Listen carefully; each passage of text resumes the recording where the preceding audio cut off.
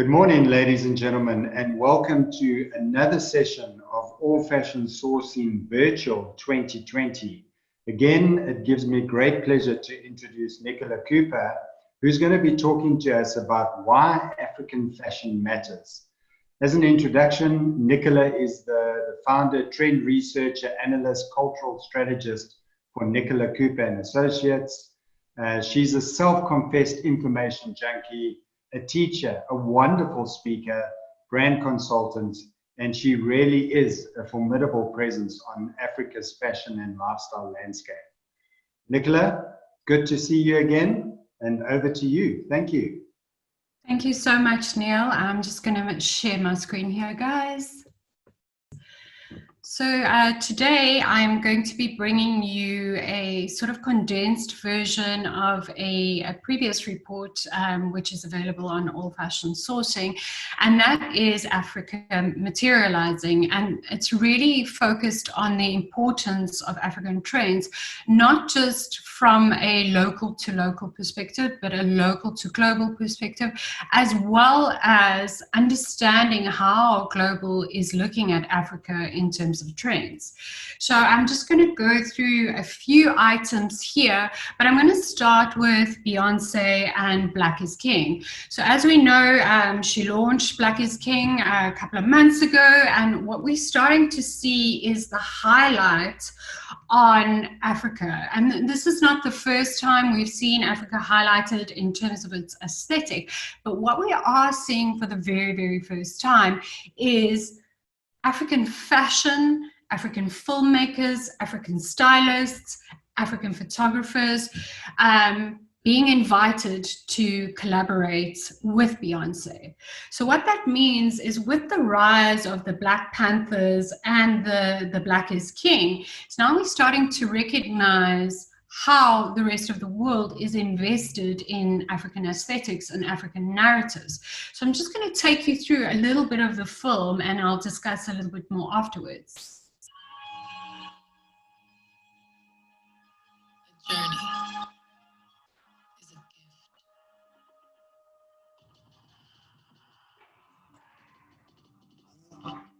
Are you? I feel like I'm not a king yet.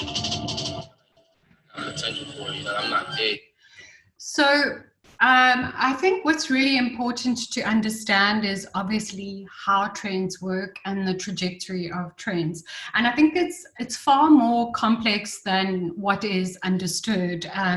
So for myself, as an African trend analyst and someone that specializes in identity in Africa, I think it's really important to understand the nuances around trends and what that means per country. And I think what we're starting to see more and more is sort of other countries almost rejecting, the Western constructs of what Africa is, and what Africa is starting to do in terms of sort of reaching a global audience is that we're starting to define what we know, what we feel, what we understand is African.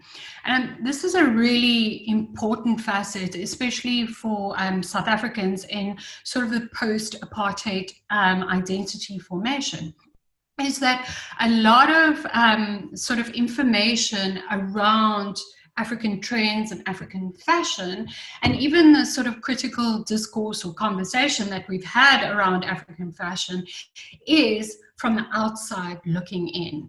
And what we're starting to see now is that with designers and creators generating content for the world, is that we are starting to see Africa being defined for the first time from within. And I think this is a really important facet, because especially in the trends industry, I've really sort of confronted global trend industries who have spoken around African trends without having resources or sources on the actual ground, that understands the delicacies and intricacies of culture and what that means on the African continent. And I think it's going to become even more similar globally now that we are starting to understand that the world is a very diverse place, and we're starting to want to see representation across the board, whether that be gender or race. And I think that's where we, as South African trend analysts and those working in diverse countries, can actually give insight into the Western or the Eurocentric spaces, is how do you deal with that diversity, and how do you find that sort of underlying golden thread that ties all those cultures together, and how do we monetize that for our industry? So that is really around the globalization, and this is something that we at Nicola Cooper and Associates specialize in. So what that means is looking at global trends and understanding their impact in South Africa or in Africa or in another country, and how that's manifesting here from a local consumer. But we also do that, and I think this is where we find the sort of complexities, is that we do the globalization where we're looking at global trends for a local audience, but then looking at local trends for a local audience, and then again, local trends for an external audience, which, as we know, is just growing incrementally every year. And that's led by shining a light such as Black is King, or just young African designers such as Tebe Magugu, sort of paving the way as a winner of the LVMH prize. And what we're starting to see is the world is very, very interested in what we have to offer and what we have to say. So I think there is something that is almost untapped from the African continent, which not only is so rich in terms of what we have to offer to the world, but I think also redefining what is African fashion, devoid of the Western constructs and archetypes and, post-apartheid and post-colonialism. So it's a very, very interesting space, which we have the honor of sort of observing as it's erupting. So I think it's really important to understand that, trends are not really me sitting in a room and sort of going, oh my goodness, that color is so hot right now. It is a science, it is the social science, it is about data, it is about analysis and pulling out really, really key information. And I think this is specifically when you're looking at a diverse market where one retailer's consumer is not the same income bracket or the same age, or even the adoption of a trend is maybe less so. In this retailer, we might have a fashion forward that's an innovator and an influencer, but in this retailer, we might look at someone that's a little bit conservative, and the adoption rate of trends is a little bit later. So I think that this kind of global sort of copy and paste is no longer applicable, especially when there's such an information overload. It's about utilizing that information and pulling out and extracting that information that is really key for your business in terms of what products can we develop, what would they look like, what are the prices, who are we selling to, what is the language that they speak, what is the slang that they speak, and how do we do it in a manner that is authentic, that comes as a natural extension of our business, so that we're not going to be called out, that we are really taking a really strong stance and in something that we believe and we know is important for our consumers. So it's really no longer just about these broad strokes around demographics and this kind of numerology. It really is about finding the culture. And whether you are 80 years old or 14, in some cases, that cultural overlap exists.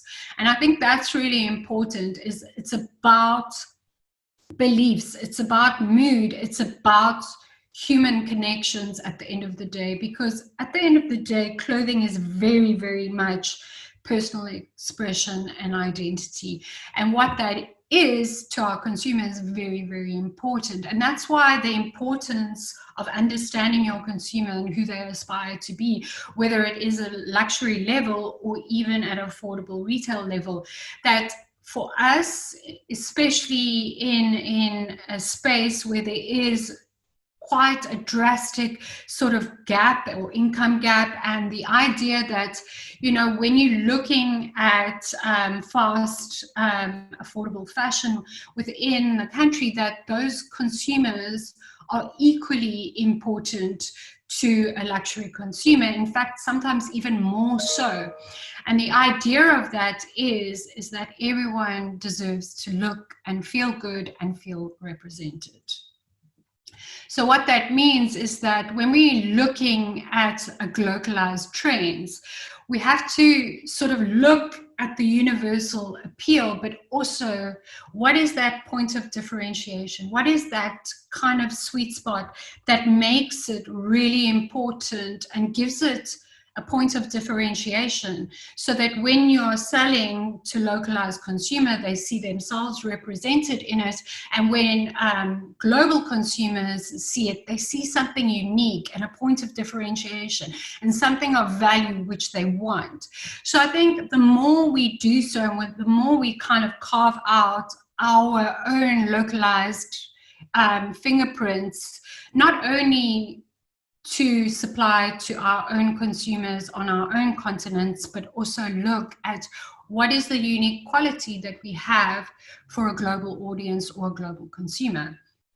So it really is about looking at how products are designed or marketed and sold in a really optimal way for both global and local markets. And you know, the rand dollar exchange or the pound dollar exchange or the euro dollar exchange is really pivotal in this, because that doesn't necessarily mean affordability. So I think that when we're looking at a different market, we've got to almost look at structures in which that if we want to capitalize on an African consumer and a global consumer, that we take certain things into consideration and understand that an African consumer is not the same as Americanized consumer or the Eurocentric consumer.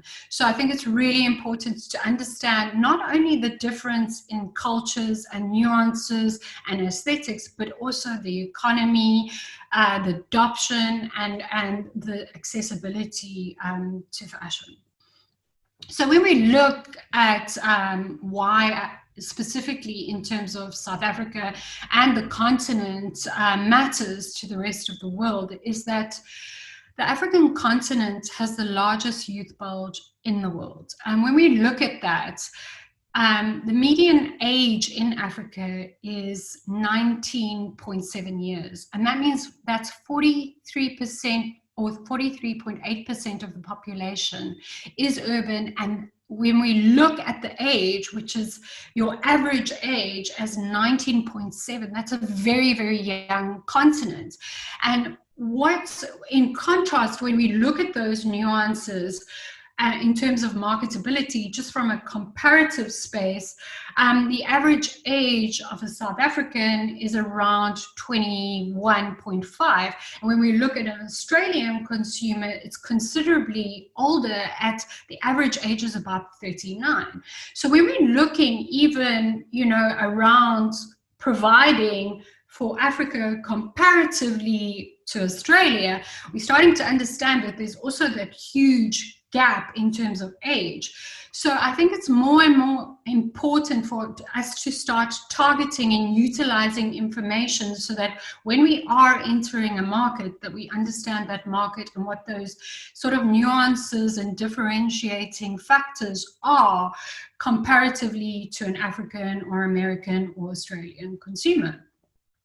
So as a result of sort of films like Black is King, or you know, these kinds of nuances being highlighted, and the kind of interest in Africa as a continent, as well as Black Panther sort of articulating or showing a Hollywood version of African fashion, I think that we're becoming more and more as kind of the last frontier of just originality. And I think that there's something that we have to offer the world that hasn't really been seen yet and is only being defined, you know, as we sort of grow in terms of our confidence and understanding and recognizing our value as African makers, as African designers, as those who are driving a new African aesthetic and a new, younger perspective on it, and challenging those global stereotypes and preconceptions. So I think this is really how we can look at not only African resources in terms of what the preconceived idea or the what we refer to in the fashion world as the auto-exotic gaze, which is this is how Americans see Africa, or this is how Europeans see Africa. I think we're starting to understand that the value is in what Africans see as Africans and utilizing those resources. And I mean that in the best possible way in terms of collaboration. So not only did Beyonce say, well, I'm an American and I am invested in my heritage as an African American, and where I come from is not defined. Where I come from is the entire continent because my history cannot be pinpointed. Not only is she looking at that, but what she is doing is inviting co-collaborators, whether it be fashion designers or filmmakers or stylists.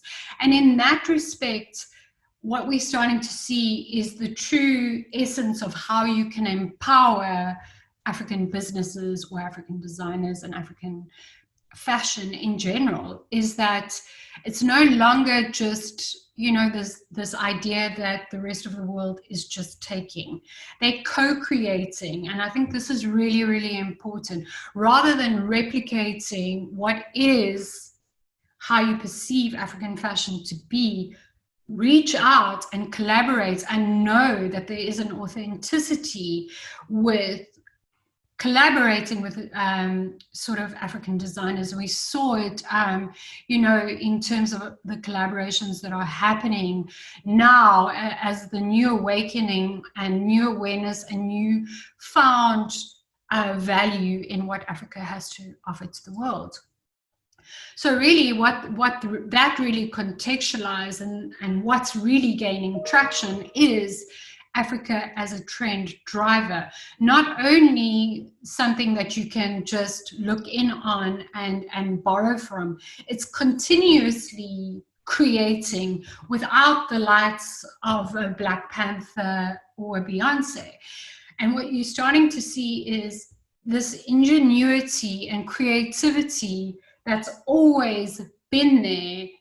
It continues to always be there. So it is like a new supply or a new oil rig or a new space of, you know, where you can find that kind of new gold and this new intellectual property that really is completely and utterly untapped. And what we're starting to see is that kind of formative element aspect on, you know, I'm such a firm believer in great creativity comes from adversity. When Africa has not had access to luxury brands or fast fashion retailers and things like that, what it is that our local fashion lovers and creators have had to create because there wasn't something there. And I think therein lies the point of differentiation and what that value is. Because we didn't have access to it, it means that we created. And we created without seeing the external world. And in that, there lies a uniqueness that is missing in the rest of the world. And this is something that's I mean, it's a book title in marketing. That's stuff you just can't bottle. It's something that you can only get when you collaborate with African businesses or brands or designers. So this is also around you kind of these macro shifts in marketing. And, you know, just sort of the evolution of conscious consumption and what that means, what that means to be sort of a Black consumer and buying from a Black designer, and what that means to your consumer, especially with the rise of cultural movements such as Black Lives Matter and supporting Black-owned businesses. I think this is becoming more and more important. And I say this as sort of a middle-aged white woman working in Africa, is that when you look at Black businesses or businesses supporting businesses with people of color, that doesn't mean that it is anti-white. I think what it means is that there's such an incredible resource of people that have not had access, that we have something that is just about to reach that tipping point and blossom and create so much opportunity globally, that we would be silly to ignore that, and be silly to understand that in a way that if we're speaking about Black design or people of color designing and the value of that for the rest of the world, that doesn't mean that I don't matter. It just means that there's something here that we haven't had and we need it. And that's really where our power comes from. And that's also around, this really, really important statement from WGSN Retail Executive Survey, is that 60% of retail executives surveys say that they are developing propositions that speak to local communities. So it's not just about collaborating with a local designer, but is it being manufactured in Africa? What does that mean? Is the money going back into building economies, building communities? Is it something that our country will benefit from an economical standpoint? But then also, when we speak about diversity, does our board have the diversity it needs? If we speak about female empowerment, I mean, as someone that goes into boardrooms that are predominantly male, I think it's really important to start understanding that your consumers are demanding diversity, not only in gender, but in race, in income levels, and having clear representatives of them in that space that will argue and have those really, really important critical discussions. Because what we're doing is we literally breaking down an old infrastructure that is no longer working. And that takes a long time, and that takes trust. And that takes a lot of arguments and sort of important, valuable debate in boardrooms. And I think the more we drive that, the more opportunity we have for new avenues of business or product offering. So that's also around, local positioning and the importance of nuances and cultural nuances. For a number of years, and easily going on 10 years of my career, I have been driving brands and challenging them, even when it is an international business coming into the African landscape, is that the general sort of sense is that what we're going to do is we're going to use the same marketing or the same representation that we use everywhere else. And this was something I critically challenged H&M about when they entered the South African market. And they sort of came at us with a sort of, I guess, what a global retailer does. And they say, well, you only represent a small percentage of our market, maybe 1 or 2%. And so, no, we're just going to keep doing what we have been doing. And then later, when we started seeing the Black Lives Matter sort of changing and shifting, what we saw globally with the coolest monkey in the jungle was this global outcry of how you positioning a young Black person on the H&M website versus how you are representing a young white person. And this was, something that was challenged from a global perspective, but it was also challenged by local politics in South Africa. And what that led to was protests, sort of violence, the breaking down of stores, which meant a closage of stores, which inevitably means loss of income, as well as the distrust that happens as a matter of that. So similarly, we saw something this year with Clicks, which is a pharmaceutical sort of retailer in our country that offers, grooming and everything around sort of hair care and those kinds of facets. But what happened was that international brand Tresemme, which is openly sold via Clicks retailers,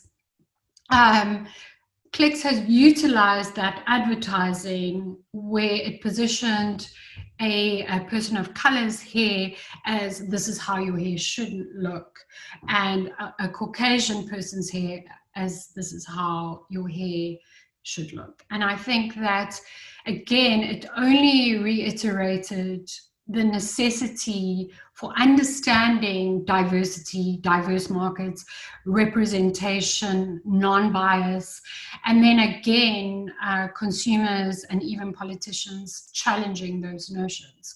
So what Clicks inevitably did is they did a copy and paste from an international campaign and just ran the same campaign locally, and then as a result had to close retail, and as you can see in this video,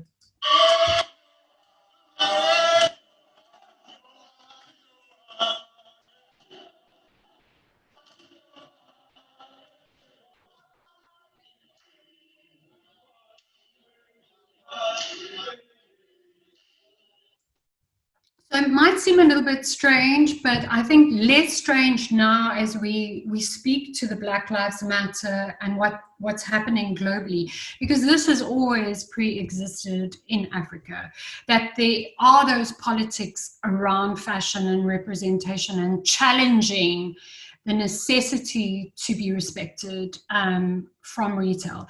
And as a result, the Clicks retailer obviously had to shut down stores while these protests were happening. And again, on top of COVID, suffered even more of a loss of income and sales as a result of this. So I think now, as we're entering 2021, it's not only, what African trends mean to the rest of the world, but it's also about how do you look at those trends and understand it to be clear representation, and the ownership of that should belong to the people that it matters to. And what that means is that's where the representation in boardrooms and the representations of fashion designers, or utilizing fashion designers, whether it be from Asia or whether it be from Africa, that they are the experts in those spaces and that they have a lot to offer to the world. And what that means is less of these kinds of things happening because there is that representation and there is that person saying, guys, maybe we should challenge this. I don't think that in 2020 we should be having that kind of advertising. So I think it's sort of through the line in terms of understanding the necessity for cultural diversities, representation, race, gender, and all of those facets, which I think that, as an African country, and specifically when we look from South Africa, who has 11 official languages, I think there's a lot that our industry has to offer the world. And I think that's through the line, not only from the aesthetics and the skills that our designers bring, but also what our filmmakers and what our photographers and what our stylists bring, as well as those within the industry in Africa that work in a diverse space, and what we can bring is that knowledge to the rest of the world. So I think what we're starting to see is that there's an inevitable fundamental international growth of South African and African fashion. And then also as a result of COVID, what we're starting to see is that many businesses globally are starting to look to other countries in terms of manufacturing as well, obviously in order to sort of minimize the risk by having all their manufacturing in Asian countries. So I think in the same respect, local retailers are bringing manufacturing into South Africa, but what that also creates opportunity too is not only for manufacturing to come in, but the usage of trend analysts or the usage of sort of localized knowledge to supply to a global sort of space. So I think there's a number of different facets around why African trends matter. And it's not just, you know, the sexy stuff, it's also the stuff in the background and the knowledge that people have, having navigated this kind of apartheid, and how we get out of that and how we really start to look at our country that is so diverse, and what it is to respect those nuances and delicacies and intricacies of different cultures, and then find that universal humanizing golden thread that we can then sort of build off of, and we can monetize and generate products and services and things like that. I think there's great capacity here in order to do so. So I think with that said, as you can tell, I'm really, really passionate about the African continent and what it has to offer, not only to itself, but the world. And I really, really want to thank All Fashion Sourcing for allowing me to share our perspective with you, a global audience. And I really want to thank Neil Piper personally for always inviting us to have this kind of really unique conversation. So thank you to Neil, thank you to All Fashion Sourcing, thank you to the gentlemen that are in the background here, allowing us to come at you in a digital world because of COVID-19 and all the hard work that goes into making this happen. And a very special thank you to you, the audience, for allowing us to bring you our knowledge, and we hope that you find value in it. Nicola, thank you so much for that. As always, it's such a pleasure to listen to you and to learn from you and the insights that you've shared with us today. There is so much that the attendees of the session can apply to their businesses, and I think that's the most important thing. You know, it's great to have these talks, but you need to walk away from these sessions and start applying things, start thinking differently about the world. And I think, as you said, that's what COVID's done. It's taught us to think differently, to adapt, to be light on our feet. And yeah, just amazing stuff. Thanks again. And on behalf of All Fashion Sourcing, thank you for joining the session, and join us for another session this afternoon. Thank you so much.